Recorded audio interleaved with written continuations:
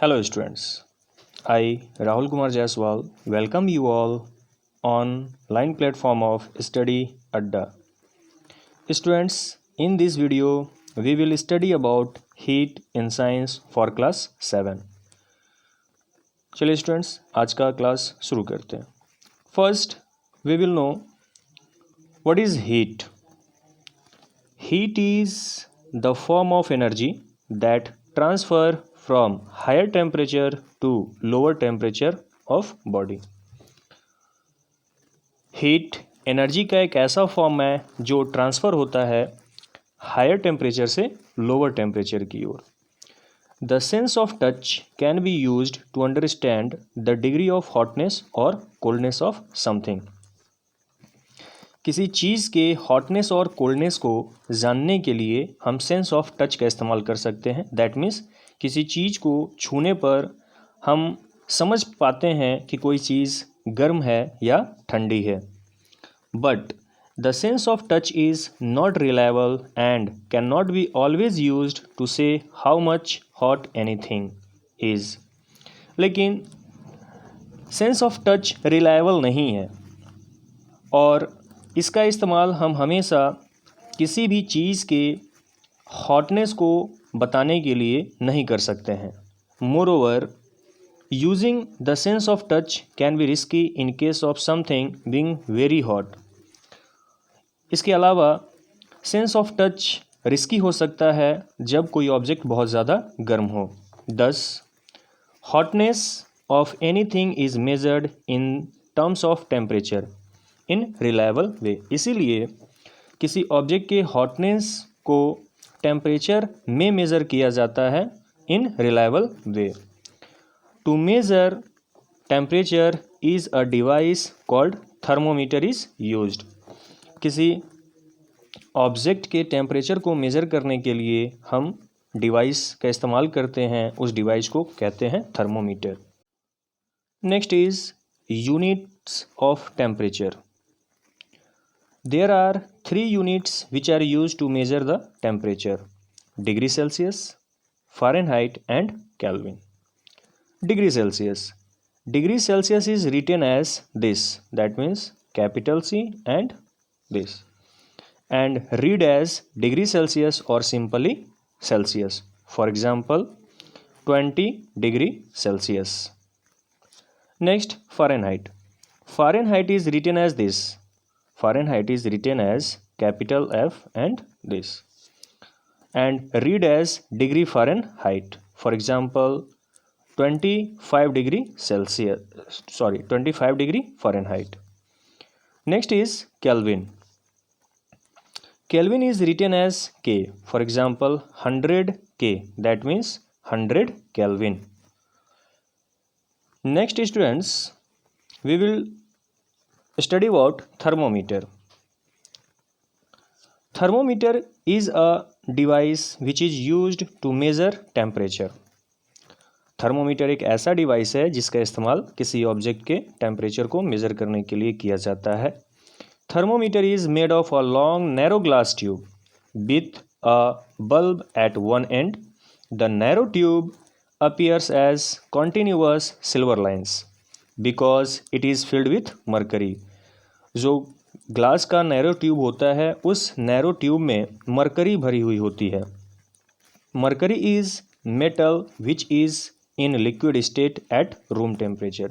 Student, इस point को आप नोट डाउन कर लेंगे. That means mercury is metal which is in liquid state at room temperature.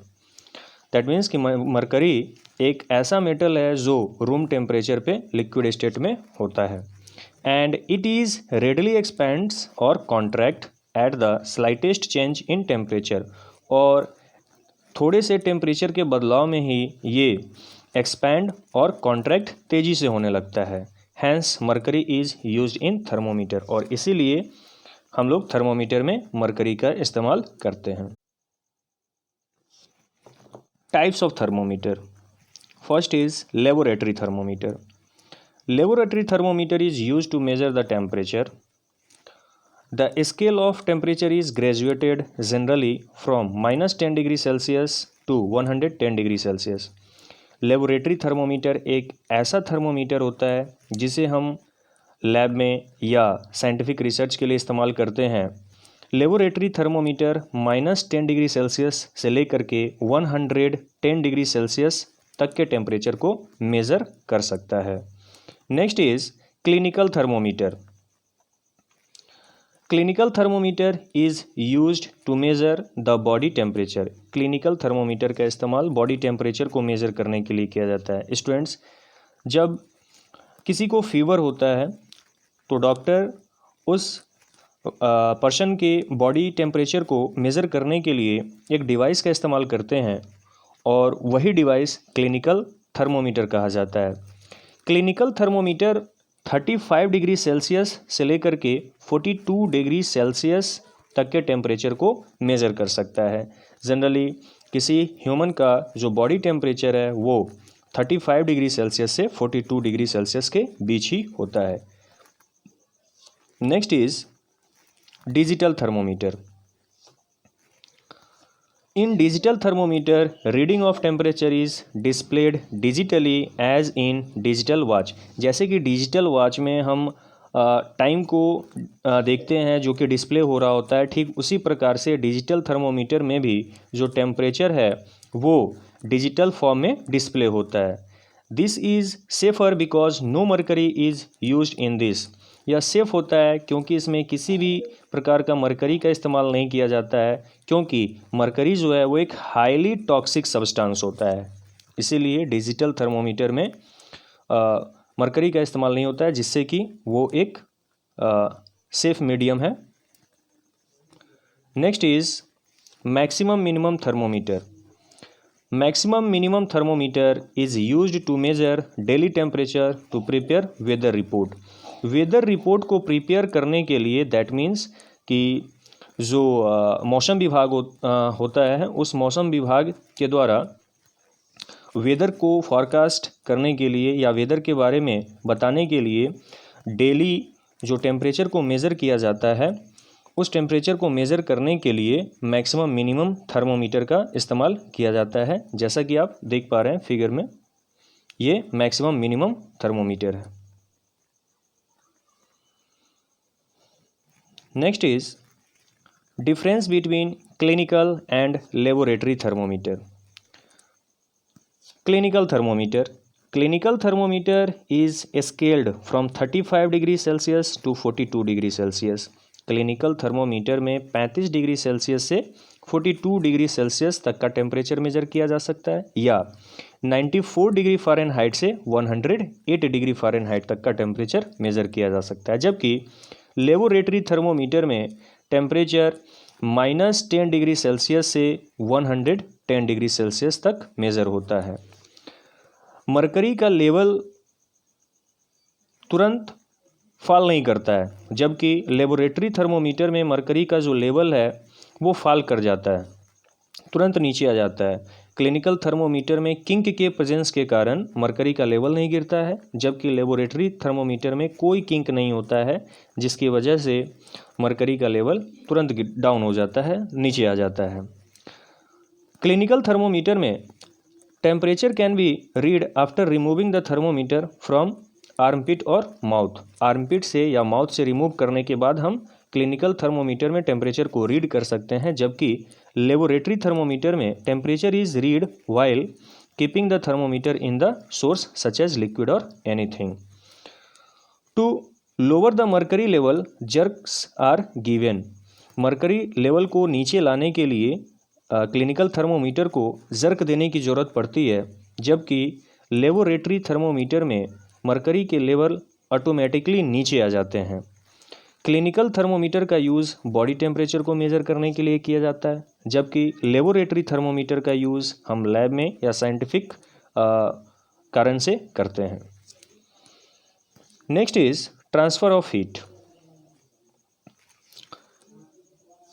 Heat is transferred by conduction, convection and radiation. Objects में heat का transfer conduction के द्वारा, convection के द्वारा या रेडिएशन के द्वारा होता है। Students, we will know what is conduction, what is convection and what is radiation. Conduction. Transfer of heat from one particle to the adjacent particle is known as conduction of heat. That means कि conduction में heat का transfer object के particles के बिना movement के होता है. That means कि ऑब्जेक्ट के पार्टिकल जो एडजेसेंट पार्टिकल हैं वो एनर्जी को एक्सचेंज करते रहते हैं, एक दूसरे को देते रहते हैं. In solids heat is transferred by process of conduction. Solids generally solids में हीट का जो ट्रांसफ़र होता है वो कंडक्शन के माध्यम से होता है. In this process the transfer of heat takes place through adjacent molecules, जिसमें हीट का ट्रांसफ़र एडजेसेंट मॉलिक्यूल्स के द्वारा होता है. Example, when one end of an iron is put over flame, then part which is nearer to the flame is heated first and heat is gradually transferred to the other end of the rod. Students, जब किसी metal के object को हम किसी flame के ऊपर रख के गर्म करते हैं तो सबसे पहले वो एंड गर्म होता है जो फ्लेम के नज़दीक होता है. उसके बाद स्लोली धीरे धीरे हीट ट्रांसफ़र होते हुए उस आयरन के ऑब्जेक्ट के दूसरे सिरे तक, दूसरे एंड तक पहुंच जाते हैं. दैट मीन्स हीट का ट्रांसफ़र कंडक्शन के माध्यम से हो रहा है. Next, conductor and insulator. ऐसे मटेरियल्स जिनमें से हीट ईजिली ट्रांसफ़र हो जाता है वैसे मटेरियल्स को हम गुड कंडक्टर या कंडक्टर ऑफ हीट कहते हैं. जैसे कि आयरन, कॉपर, एल्यूमिनियम, इनसे बने हुए जो ऑब्जेक्ट्स होते हैं इनमें से हीट इजीली ट्रांसफ़र हो जाता है. इसीलिए हम अपने घरों में इन्हीं से बने हुए, दैट मीन्स आयरन, कॉपर और एल्यूमिनियम से बने हुए यूटेंसिल्स का इस्तेमाल करते हैं, बर्तन का इस्तेमाल करते हैं, जिससे कि जो फूड होता है वो इजीली कुक हो जाता है, तुरंत पक जाता है. जबकि इंसुलेटर्स ऐसे मटेरियल्स को कहा जाता है जिनमें से हीट इजीली ट्रांसफ़र नहीं हो पाता है. ऐसे मटेरियल्स जिसमें से हीट इजीली ट्रांसफ़र नहीं हो पाता है वैसे मटेरियल को इंसुलेटर या बैड कंडक्टर ऑफ हीट कहते हैं, जैसे कि रबर, वुड, प्लास्टिक etc. इसीलिए जो यूटेंसिल्स होते हैं, जो बर्तन होते हैं, उनके हैंडल्स रबड़ के, वुड के या प्लास्टिक के बनाए जाते हैं. Next is convection. The transfer of heat because of movement of the molecules of the medium. Students, conduction में ऑब्जेक्ट के मॉलिक्यूल्स मूव नहीं करते हैं, लेकिन कन्वेक्शन में ऑब्जेक्ट्स के मॉलिक्यूल्स मूव करके हीट को ट्रांसफ़र करने का काम करते हैं. Water and air are bad conductors of heat but they do become hot in spite of being bad conductor. Water और एयर हीट के बैड कंडक्टर हैं, लेकिन फिर भी बैड कंडक्टर होने के बावजूद ये गर्म होते हैं. इनमें हीट का ट्रांसफ़र कन्वेक्शन के माध्यम से होता है. तो स्टूडेंट्स, अब हम लोग डिस्कस करेंगे कि कन्वेक्शन इन वाटर क्या है एंड कन्वेक्शन इन एयर क्या है. Convection in water. When water is heated in a pan, the particles of water which are nearer the source of heat get heated first. जब हम किसी pan में पानी लेकर के गर्म करते हैं तो पानी का वह पार्टिकल पहले गर्म होता है जो हीट के नज़दीक में होता है. Because of heating they become light, और गर्म होने के कारण वो हल्का हो जाता है. एंड राइज इन वाटर, और पानी में ऊपर की ओर उठने लगता है. The gap which is created, that means कि जब गर्म मॉलिक्यूल ऊपर उठेगा तो उसका प्लेस खाली हो जाएगा, दैट मीन्स गैप आ जाएगा, और उस गैप को फिल करने के लिए जो कोल्ड पार्टिकल हैं, वाटर के जो कोल्ड पार्टिकल हैं, उसका प्लेस ले लेंगे, उसका स्थान ले लेंगे, और ये प्रक्रिया बार बार चलती रहेगी. दैट मीन्स कि एक साइक्लिकल मूवमेंट क्रिएट हो जाएगा, और इस साइक्लिकल मूवमेंट के कारण उस पैन में रखा हुआ सारा का सारा पानी गर्म हो जाएगा. Next, convection in air. Air gets heated because of convection the way water gets heated. जिस तरीके से पानी गर्म होता है ठीक उसी प्रकार से एयर गर्म होते हैं. Air is near the source of heat, gets heated and rises above. ऐसा एयर जो सोर्स ऑफ हीट के नज़दीक में होता है वो पहले गर्म होता है और गर्म होने के कारण वो भी लाइट हो जाएगा, वो भी हल्का हो जाएगा। और जब वो हल्का होगा तो धीरे धीरे ऊपर की ओर राइज करने लगेगा, ऊपर जाने लगेगा। और जब वो ऊपर की ओर जाने लगेगा उसका प्लेस फिर से वैकेंट हो जाएगा, गैप आ जाएगा और उस गैप को फिल किया जाएगा कोल्ड एयर के द्वारा, ठंडी हवा के द्वारा। फिर से कोल्ड एयर गर्म होगी और फिर वो ऊपर जाएगी। इस तरीके से यहाँ भी एक साइक्लिकल मूवमेंट जनरेट हो जाता है और इस साइक्लिकल मूवमेंट के कारण आसपास का जो वातावरण है वो गर्म हो जाता है। चलिए स्टूडेंट्स, एक एग्जांपल के द्वारा इसे समझते हैं। When you place your palm above a flame, you will feel the hotness of the flame. जब हम किसी फ्लेम के ऊपर अपने पाम, अपने हथेली को रखते हैं तो वो हिस्सा गर्म महसूस होता है, जबकि but when you place your palm below the flame the area will be colder. और जब हम उस फ्लेम के नीचे की तरफ अपने पाम को लेकर जाते हैं तो वहाँ का हिस्सा ठंडा होता है। This shows that colder air from below moves up due to convection current. इस कन्वेक्शन करेंट के कारण, दैट मीन्स जो साइक्लिकल मूवमेंट क्रिएट हो रहा है, उस साइक्लिकल मूवमेंट के कारण जो फ्लेम के नीचे की ठंडी हवा है वो ऊपर आती है और जो ऊपर की हवा गर्म है वो और ज़्यादा ऊपर चली जाती है। Next, land and sea breeze. Sea breeze in coastal areas, the breeze that move from sea surface to the land is called sea breeze. Coastal areas में जो ब्रीज है, दैट मीन्स जो एयर है, वो जब सी के सरफेस से land की ओर मूव करता है तब हम उसे सी ब्रीज कहते हैं। सी के सरफेस से जब लैंड की ओर मूव करेगा, जैसा कि आप देख पा रहे हैं फिगर में, सी की सरफेस से जो एयर है वो लैंड की ओर मूव कर रहा है, देन इस इंसिडेंट को, इस फिनोमिना को हम सी ब्रीज कहते हैं। दिस हैपेंस, कैसे होता है ये देखिए। During day time the land gets heated more quickly. दिन के समय जो लैंड है वो ज़्यादा तेज़ी से गर्म होता है देन वाटर, पानी की अपेक्षा। As a result warm air from land rises up, जिसके कारण लैंड के ऊपर की जो हवा है वो गर्म होकर के ऊपर चली जाएगी और वहाँ एक गैप आ जाएगा। उस गैप को भरने के लिए जो कोल्डर एयर ओशन के सरफेस या सी के सरफेस पे मौजूद हैं वो लैंड की ओर चलना शुरू कर देगा। दिस फिनोमिना कंटिन्यूज, ये जो घटना है वो लगातार चलता रहता है और कंटिन्यूअस फ्लो के कारण जो कोल्ड एयर है वो लैंड की ओर आती रहती है। This gives rise to the phenomena which is called sea breeze, और इसी फिनोमिना को हम सी ब्रीज कहते हैं। और इसी के लिए, दैट मीन्स सी ब्रीज के कारण, दैट मीन्स जो सी के सरफेस पर कोल्डर एयर है वो लैंड की ओर आती रहती है। इसी के कारण जो कोस्टल एरियाज़ के रहने वाले लोग हैं वो ऐसे घरों में रहना पसंद करते हैं जिनका जो गेट हो या जिनका जो फेस हो वो सी की तरफ हो, सी की ओर हो। Next is land breeze. Land breeze in coastal areas the breeze which move from land towards the sea. ऐसा ब्रीज जो लैंड से सी की ओर मूव करता है। Both are opposite, sea breeze and land breeze both are opposite to each other.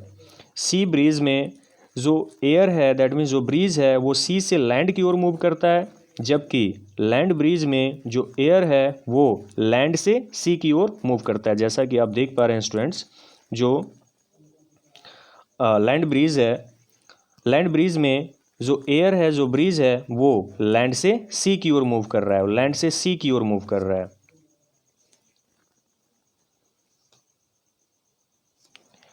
In the night the land cools down more quickly than the ocean. रात के समय जो लैंड है वो ओशन की अपेक्षा तेज़ी से ठंडा होता है।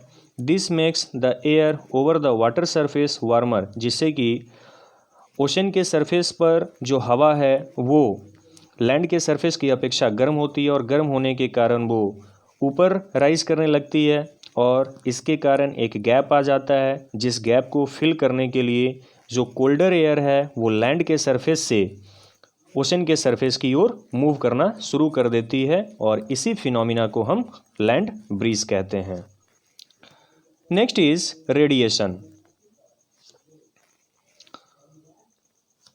All hot bodies emit heat. जितनी भी गर्म ऑब्जेक्ट होती हैं वो हीट को इमिट्स करती हैं, मतलब हीट निकलता है उसमें से by the process of radiation, radiation के द्वारा। जैसे कि अगर आप अपने घरों में बल्ब के सामने खड़े हो जाएं तो आपको थोड़ी सी गर्मी फील होगी, थोड़ी सी गर्मी महसूस होती है, क्योंकि बल्ब से हीट की एनर्जी बाहर निकलती है। Radiation of heat does not require any medium. Radiation, heat के रेडिएशन के लिए किसी भी मीडियम की ज़रूरत नहीं होती है। बिना मीडियम के हीट जो है वो ट्रांसफ़र होता रहता है बाय रेडिएशन, रेडिएशन के माध्यम से। जैसे सन की रेज से जो हीट अर्थ के सरफेस पर आती है वो बिना मीडियम के आती है। दैट मीन्स कि अर्थ के एटमॉस्फेयर और सन के बीच कोई भी मीडियम नहीं है, और कोई भी मीडियम ना होने के बावजूद भी लाइट में जो हीट की एनर्जी है वो अर्थ के सरफेस पर आती है, जिससे अर्थ का सरफेस गर्म होता है। Next is reflection and absorption of heat. When heat falls over an object, some of heat is absorbed by the body and some of heat is reflected. जब हीट किसी ऑब्जेक्ट के सरफेस पर fall पड़ता है तो कुछ heat उस object के द्वारा एब्जॉर्ब हो जाता है, जबकि कुछ हीट जो है वो रिफ्लेक्ट हो जाते हैं। और हीट के एब्जॉर्प्शन के कारण ही उस ऑब्जेक्ट का जो सरफेस है वो गर्म हो जाता है। जैसे अगर हम धूप में किसी ऑब्जेक्ट को रख दें, जैसे कि कोई बर्तन रख दें, कोई यूटेंसिल्स रख दें, कोई ऑब्जेक्ट रख दें, तो उस ऑब्जेक्ट का सरफेस हम देखते हैं कि कुछ देर बाद गर्म हो जाता है। गर्म इसलिए हो जाता है क्योंकि उस पर पड़ने वाला जो हीट है उस हीट की कुछ मात्रा उस ऑब्जेक्ट के द्वारा एब्जॉर्ब कर ली जाती है। Convectional room heater you can see the reflector attached with it. Students, हमारे घरों में जाड़े के मौसम में जो हीटर इस्तेमाल किए जाते हैं उसके साथ साथ एक रिफ्लेक्टर अटैच होता है। ये रिफ्लेक्टर हीटर के रॉड से निकलने वाला जो हीट है उसको हमारी ओर, दैट मीन्स जो पर्सन उस हीटर के सामने खड़ा होता है उसकी ओर रिफ्लेक्ट करने का काम करता है। Reflection is the cause that umbrella is used to protect from heat of sun in summer. गर्मी में हीट से बचने के लिए हम अम्ब्रेला का इस्तेमाल करते हैं। अम्ब्रेला जो है वो हीट को रिफ्लेक्ट करने का काम करता है। Dark colour absorbs more heat, white light colour reflects most of the heat. जो डार्क कलर होते हैं वो ज़्यादा हीट को एब्जॉर्ब करते हैं, जबकि जो लाइट या वाइट कलर होते हैं वो हीट को ज़्यादातर रिफ्लेक्ट करने का काम करते हैं। That is why wearing light coloured clothes is preferred in summer. इसीलिए हम लोग गर्मी के मौसम में लाइट कलर्ड के क्लॉथ्स ज़्यादातर पहनते हैं और डार्क कलर के क्लॉथ विंटर में पहनते हैं। Dark clothes absorb more heat and keep one comfortable in winter. Dark colour के क्लॉथ जो हैं वो ज़्यादा हीट को एब्जॉर्ब करता है, जिससे कि हमें विंटर में कंफर्टेबल फील होता है। On the other hand light clothes reflect most of heat and keep one comfortable in summer. जबकि जो लाइट कलर के क्लॉथ्स होते हैं वो गर्मी के मौसम में ज़्यादा हीट को रिफ्लेक्ट करते हैं और इसके कारण हमें गर्मी में उस प्रकार के कपड़े पहनने से कंफर्टेबल फील होता है। Nowadays, many kitchen utensils come in black color since utensils of black color absorb more heat and thus cooking becomes faster. आजकल हम अपने किचन में बहुत सारे ऐसे यूटेंसिल्स, दैट मीन्स बर्तन को देखते हैं जिनके कलर ब्लैक होते हैं। ब्लैक होने के पीछे के कारण ये हैं कि ब्लैक कलर हीट को ज़्यादा एब्जॉर्ब करता है, जिससे जो कुकिंग है वो तेज़ी के साथ हो जाता है। Woolen cloths are used in winter. Wool is poor conductor of heat. जाड़े के मौसम में अपने आप को गर्म रखने के लिए हम वूलन क्लॉथ्स का इस्तेमाल करते हैं। वूल हीट का पुअर कंडक्टर होता है और साथ ही साथ जो एयर है वो वूल के फाइबर में ट्रैप हो जाता है, जिससे जो पुअर कंडक्टिविटी है, दैट मीन्स जो एयर है वो पुअर कंडक्टिविटी को इंक्रीज कर देता है। This prevent the radiation of heat of our body to our surrounding, जिसके कारण हमारे शरीर से हीट बाहर नहीं निकल पाता है और हमारा शरीर गर्म रहता है और हमें सुरक्षा मिलती है कोल्ड से, ठंड से। दस wearing woollen clothes make one comfortable in winter season. इसीलिए हम विंटर सीजन में वुलन क्लॉथ्स पहनने पे खुद को कंफर्टेबल पाते हैं। That's all students.